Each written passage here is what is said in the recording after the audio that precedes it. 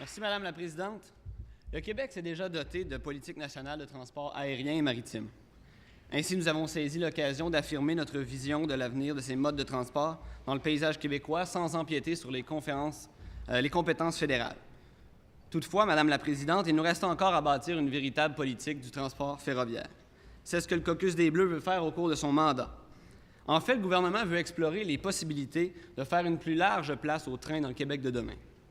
C'est ainsi que nous annonçons aujourd'hui une vaste consultation qui mènera à la publication d'une politique nationale du transport ferroviaire.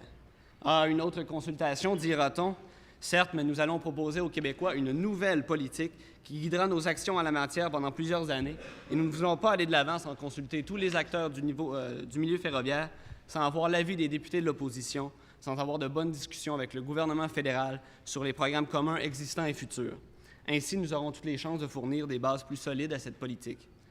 Le caucus des Bleus a un préjugé favorable envers le transport ferroviaire. Le réchauffement climatique nous oblige à réfléchir à cette option.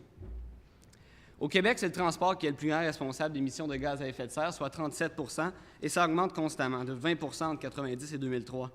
La nette domination de l'automobile dans le transport des personnes et la domination tout aussi nette du camion dans le transport des marchandises y est pour quelque chose. Le transport par camion est en augmentation au Québec, selon la SAQ. Le nombre de camions augmente de 1,9 % par année. Le concept de livraison juste à temps augmente le nombre de voyages. Et le camion, finalement, s'il ne représente que 3 % du parc automobile, est responsable de 50 % des émissions polluantes de transport routier. Le train a un bien meilleur rendement énergétique. Nous gagnerions à favoriser son utilisation. Nous ne voulons pas ici démoniser le camion, mais favoriser un usage intégré et optimal de tous les moyens de transport. Par ailleurs, une utilisation accrue du train pour le transport de marchandises pourrait sans doute améliorer la qualité globale de nos routes stratégiques. En raison du réchauffement climatique, les périodes de gel-dégel seront plus fréquentes, avec des résultats fort négatifs sur les routes déjà très fréquentées par les camions.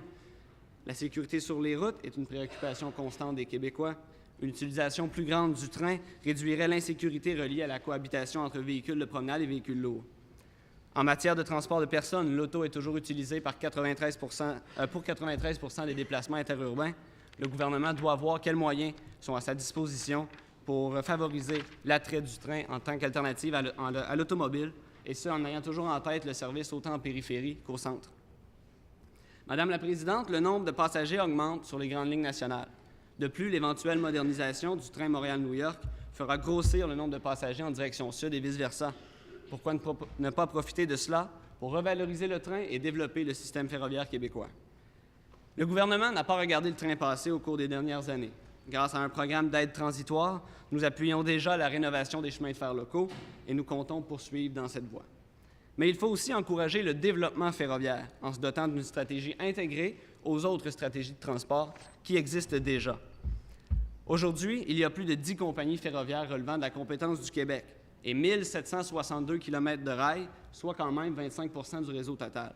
Le Québec peut et doit prendre sa place par une politique nationale du transport ferroviaire.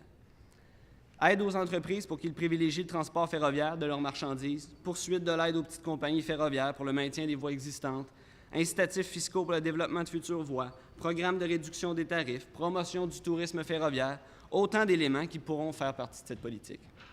Nous espérons voir l'opposition embarquer avec nous, Madame la Présidente, et nous souhaitons que cette politique agisse en tant que locomotive sur la prospérité économique, la qualité de vie, la sécurité et le développement durable au Québec. Merci.